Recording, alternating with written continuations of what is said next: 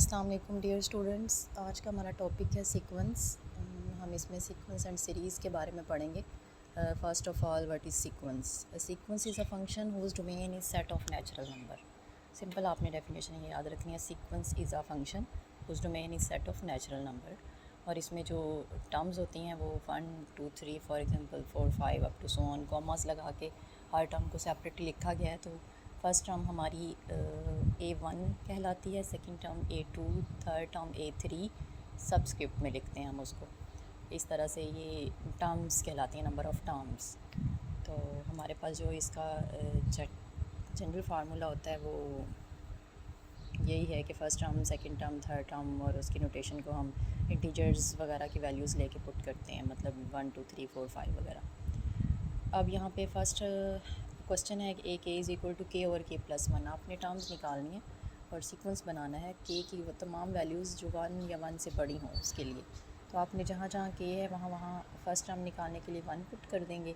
A1 is equal to 1 over 1 plus 1, तो 1 over क्या बन जाएगा 2। ये फ़र्स्ट टर्म आ गई। सेकंड टर्म के लिए के की जगह 2 पुट कर देंगे, लेफ़्ट और राइट दोनों साइड्स पे। सबस्क्रिप्ट में A2 is equal to 2 over 2 plus 1, तो ये 2 ओवर 3 बन जाएगा। इस तरह से थर्ड टर्म निकाल लेंगे और फोर्थ टर्म निकाल लेंगे। जितनी टर्म्स पूछी जाएंगी आपने एट अ टाइम उतनी टर्म्स निकालनी है, और अगर मेंशन ना हो तो फिर 3 4 निकाल के और उसके आगे सो ऑन लगा देना है।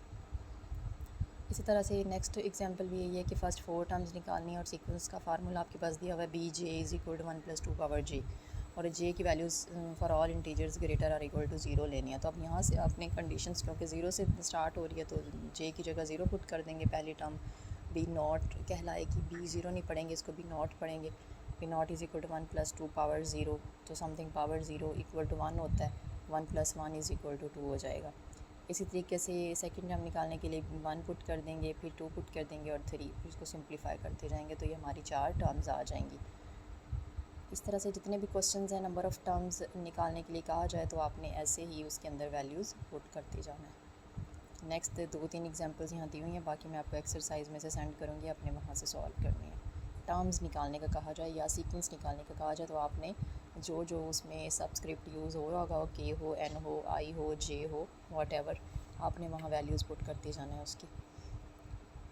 फिर उसके बाद है अल्टरनेटिंग सीक्वेंस। क्या होता है कि वो सीक्वेंस जिसमें टर्म्स अल्टरनेटिंग सिंबल्स साइंस के साथ लिखी जाती हैं, यानी एक टर्म प्लस हो, एक माइनस हो, एक प्लस हो, एक माइनस हो, तो इस तरह का सीक्वेंस अल्टरनेटिंग सीक्वेंस कहलाता है। फॉर एग्जांपल यहाँ पे दी हुई है एक एग्जांपल 0 1 -2 3 -4, एक प्लस में और एक माइनस में। ये सिर्फ MCQs के लिए याद रख लें कि अल्टरनेटिंग सीक्वेंस क्या होता है। एक ऐसा सीक्वेंस जिसमें टर्म्स जो है अल्टरनेट साइन के साथ हों।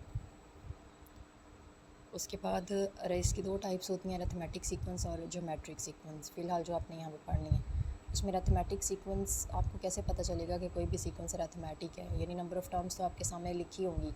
अब आपने करना क्या है कि उसके अंदर एक चीज़ इंपॉर्टेंट होती है कि उसमें हर आने वाली टर्म जो है वो पिछली टर्म में कुछ नंबर ऐड होके आ रही होती है, और वो जो नंबर होता है कांस्टेंट नंबर वो एक ही होता है। यानी पहली टर्म अगर है हमारे पास 1 और 2 जैसे आता है तो 1 में 1 ऐड हो रहा है, 2 आ गया। इसी तरह से 2 में फिर 1 ही ऐड हो रहा है तो 3 बन रहा है, 3 में 1 ऐड हो रहा है तो 4। तो जो 1 ऐड हो रहा है ये कांस्टेंट नंबर होता है और इसको कॉमन डिफरेंस कहते हैं। तो इसकी जनरल डेफिनेशन क्या है? Sequence in which every term after the first is obtained from the preceding term by adding a constant number. यानी फ़र्स्ट टर्म में कोई कांस्टेंट नंबर ऐड करके नेक्स्ट टर्म जो है वो आ रही होती है, तो उसको हम अरिथमेटिक सीक्वेंस कहते हैं या अरिथमेटिक प्रोग्रेशन भी कहते हैं। और इस कांस्टेंट नंबर को हम कॉमन डिफरेंस कहते हैं, जो कि दो साथ साथ वाले टर्म्स का डिफरेंस होता है। यानी फ़र्स्ट टर्म और सेकंड टर्म 2 लिखे हुए हैं तो last term minus first term करें तो हमारा कॉमन डिफरेंस आता है। For example 5 9 13 17 up to so on एक सीक्वेंस दिया हुआ है। आपको कैसे पता चला ये अरिथमेटिक सीक्वेंस है? हमने क्या देखा, हमने दो साथ साथ वाली कोई सी 2 कंसेक्यूटिव टर्म्स का डिफरेंस लें, जैसे 5 और 9 का है तो 9 में से 5 यानी last term minus previous term, ठीक है, उन दोनों का डिफरेंस लें तो वो सेम आएगा। 9 और 5, 9 में से 5 माइनस करें 4 आएगा। अगर 13 और 9 को देखें, 13 में से 9 माइनस करें वो भी 4 आएगा। 17 और 13 को देखें वो भी 4 आएगा। तो सब का कॉमन डिफरेंस सेम होता है, इसलिए इसे अरिथमेटिक सीक्वेंस कहते हैं। इसी तरह से नीचे भी एग्जांपल्स दी हुई हैं। अब आपके पास अरिथमेटिक सीक्वेंस के लिए हम उसको कैसे लिखते हैं? सीक्वेंस किस टाइप का होता है कि ए उसकी फ़र्स्ट टर्म होती है और डी कॉमन डिफरेंस हो, तो अरिथमेटिक सीक्वेंस क्या बनेगा, जैसे हम जर्नल ऊपर मैंने एग्जांपल दी थी 1 2 3 4 5 अप टू सो ऑन, ये तो एक जनरल एग्जांपल है कि सीक्वेंस अरिथमेटिक सीक्वेंस में हम उसको प्रॉपर किस तरह से डिफ़ाइन करेंगे, वो ए प्लस डी, फिर ए प्लस 2d, ए प्लस 3d, यानी पहले नंबर को अगर हम फिक्स कर लें हर आने वाली डी में एक एक डी इंक्रीज़ करते जाएँ तो हमारी नेक्स्ट टर्म बनती जाएगी। इसमें ए फर्स्ट टर्म कहलाएगी, डी कॉमन डिफरेंस कहलाएगा, और इसमें टोटल नंबर ऑफ़ टर्म्स हमें पता होनी चाहिए। ठीक है, यानी अगर हमारे पास फर्स्ट टर्म है तो वो ए प्लस डी होगी, A2 निकालना है तो फर्स्ट आप यहाँ पे यूँ समझे कि पहली वाली ए तो ए ही रहेगी, अगले वाली ए को ए भी कह सकते हैं, A1 भी कह सकते हैं, वो ए ही रहेगी। A2 किस तरह से निकलेगा, A1 प्लस डी, एक डी ऐड हो रहा है। A3 कैसे निकलेगा, A1 प्लस 2d, यानी एक डी उससे कम लेना है। तो जर्नल फार्मूला क्या बन गया, AN is equal to A1 plus N minus 1 into d. ठीक है, अब इसमें तीन चीज़ें हैं, एक nth टर्म होनी चाहिए, A फर्स्ट टर्म होनी चाहिए और D कॉमन डिफरेंस होना चाहिए। कोई भी क्वेश्चन आपसे किया जा सकता है एट अ टाइम 2 वैल्यूज़ दे के, तीसरी वैल्यू पूछी जा सकती है। जैसे फर्स्ट एग्जांपल है, find the 20th term of the arithmetic sequence. 20th term का मतलब है N20 है और A20 निकालना है आपने, AN होता है ना, इस तरह से A20 निकालना है आपने। सबसे पहले इसमें A चूज़ कर लिया, जो पहले टर्म A1 भी जिसको कहा जाता है, ये 3 है। D कैसे निकालेंगे, 9 माइनस 3 करके 6। उसके बाद N क्या है, 20। अब आपने फार्मूला लिखना है A20 is equal to, A20 नहीं लिखना बल्कि AN जनरल फार्मूला लिखना है, AN is equal to A plus N minus 1 into d. तो N की जगह वैल्यू पुट कर देंगे 20, इधर आ जाएगा A20, यानी ये 20th टर्म बन गई। इसको टर्म बोलते हैं, जितना भी नीचे सब्सक्रिप्ट में वैल्यू लिखी हो वो टर्म कहलाती है। अगर 8 19th है तो 19th टर्म है, 7 है तो ये 7th टर्म है, एंड 20 है तो 20th टर्म है। A1 यानी A की वैल्यू 3 पुट कर दी, N की जगह 20 पुट कर दिया और D की जगह 6 जो अपने ऊपर निकाला है ये वैल्यू पुट की। इसको आगे सिंप्लीफाई किया, 20 माइनस 1 19, 19 को 6 से मल्टीप्लाई करना तो 114, 114 में 3 ऐड करेंगे तो 117, ये हमारे 20th टर्म आ गई। ठीक है, अब नेक्स्ट क्वेश्चन भी ऐसे है, उसमें उसने कहा है कि विच टर्म, यानी N निकालना है, विच टर्म का मतलब है N निकालना है। अब आपके पास सीक्वेंस दिया हुआ है 4 1 minus 2 up to so on का मतलब है लास्ट वाली टर्म नहीं दी हुई, लास्ट वाली टर्म उसने आगे मेंशन कर दी इज़ -77, यानी ये AN है -77, और आपके पास सीक्वेंस क्या है 4 1 और -2।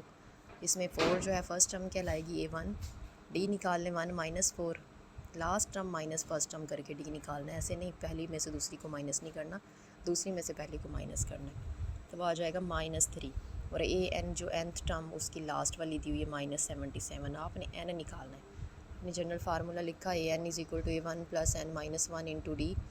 AN की जगह वैल्यू पुट कर दी अब -77। पीछे वाले क्वेश्चन में 20th टर्म पूछी थी तो हमने खाली N की जगह 20th पुट कर दिया। अब उसने विच टर्म पूछी है, यानी आपने वो टर्म निकालनी है, वो कौन सी टर्म बनती है, यानी N निकालना है, और लास्ट वाली टर्म उसने दे दी थी तो उसकी जगह हमने -77 रखा, A1 की जगह 4, N वैसे ही रहेगा N-1 और D की वैल्यू -3। अब इसको सॉल्व करें, पहले 4 को दूसरी तरफ ले जाएंगे, -77 minus 4 is equal to N-1 into -3, इसको ऐड करेंगे तो -81 ओवर 3 को फिर डिवाइड करवा देंगे, माइनस माइनस ख़त्म, ये बन जाएगा 27, N-1 इज़ इक्वल 27, तो N की वैल्यू क्या आ गई 27 प्लस 1 यानी 28, तो nth टर्म यानी 28th टर्म हमने उस सीक्वेंस की निकाल ली।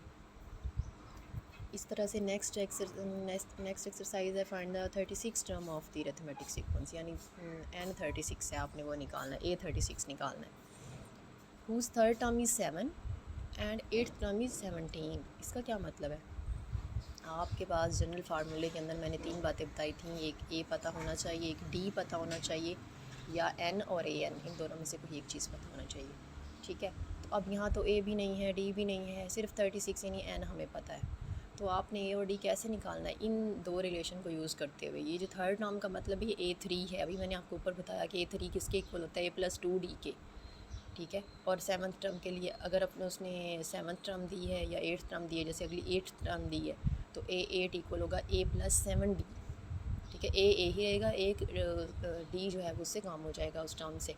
तो आप यहाँ से भी स्टार्ट कर सकते हैं एग्ज़ाम, इससे क्वेश्चन 1 और 2 से भी। अब उसने 7 is equal to a plus 2d क्यों लिखा है, क्योंकि थर्ड टर्म दी हुई थी ना a3, आप पहले लिखोगे 3 is equal to a plus 2d, तो a3 आपकी थर्ड टर्म 7 थी, आपने उसकी जगह 7 लिख दिया, ये इक्वेशन 1 बन गई।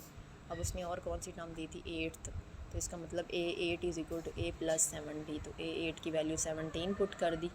अब हमने निकालना क्या है, a, दोनों इक्वेशंस को माइनस करेंगे, a से कैंसिल हो जाएगा, यहाँ से बन जाएगा 17 में 7 माइनस करें 10 इज़ इक्वल टू 7 में से 2 माइनस करें 5d, तो d की वैल्यू यहाँ से आ गई 2।